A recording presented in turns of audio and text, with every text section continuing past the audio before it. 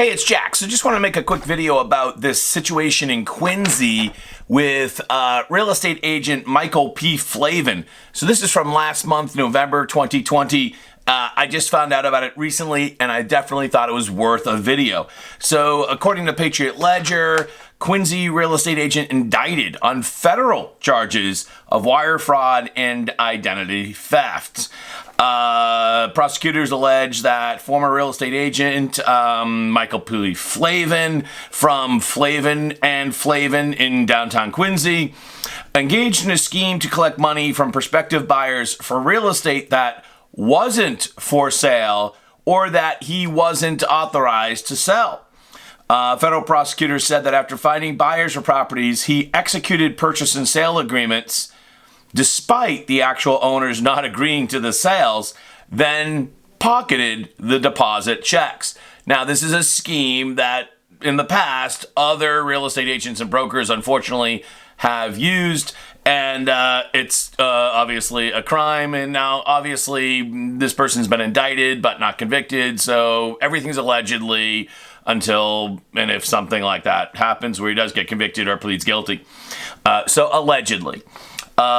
Between 2017 and April of this year, 2020, which is a period about 3.5 years or so, Flavin cashed more than 60 deposit checks? 60 deposit checks to the tune of $1.7 million. That's a lot of money. And I had actually used my phone calculator here to figure out that's 60 checks, $1.7 million. I believe that's an average of $28,000 a check on average. That's a lot of money. This is not like, yeah. So I got a couple of questions here. It goes into some more details about how we forged emails, allegedly, forged fire inspections, allegedly, and did some other bad stuff, allegedly. So I got some questions here.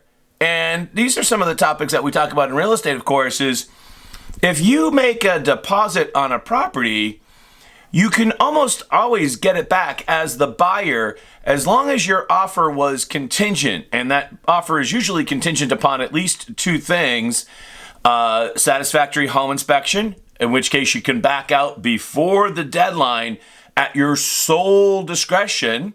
And usually you get about a good week or so to inspect the property to make sure it's in the right physical condition. Usually hire a home inspector, maybe lead paint inspector. You get like a good week or so to dig into that. And at any time before the home inspection deadline, you can back out and get your deposit back. And then later in the process would be the finance or mortgage contingency. And if you get denied your loan, your mortgage, then you can back out as long as you back out before the deadline. You probably have like from the day of offer to the day of mortgage contingency deadline, about 30 days, about like a whole month to get your loan in order and get a mortgage commitment from the lender. And if you don't get it, you can back out or ask for an extension. Now, you can back out after that, but you might lose your deposit. But that's after. That's well through the process. Here's the thing.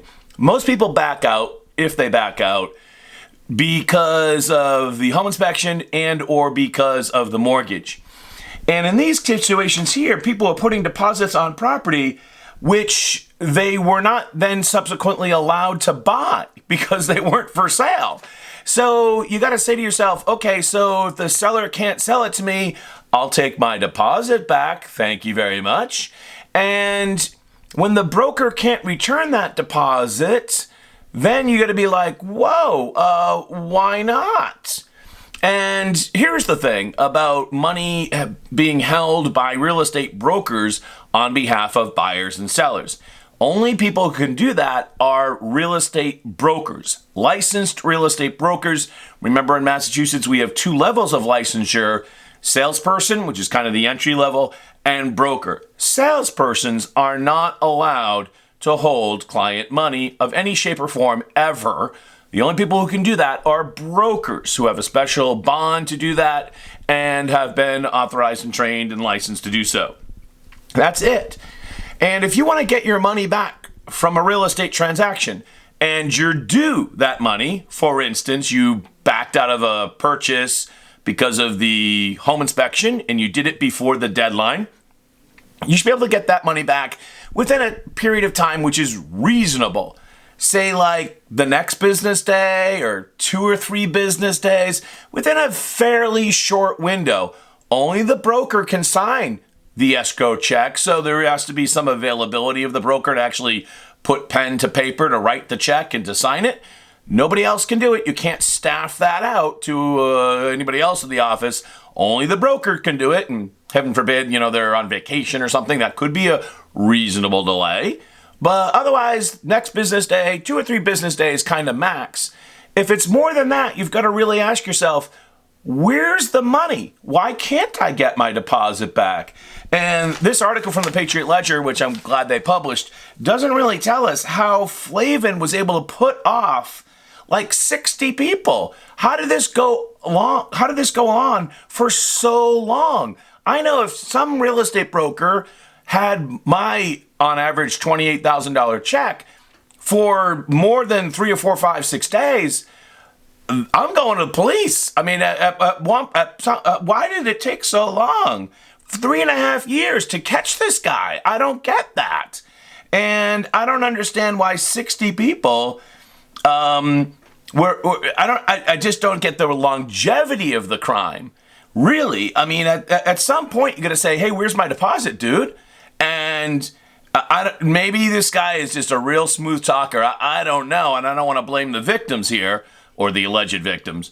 But there's a lot to be explained, and especially about our ability to catch this thing early.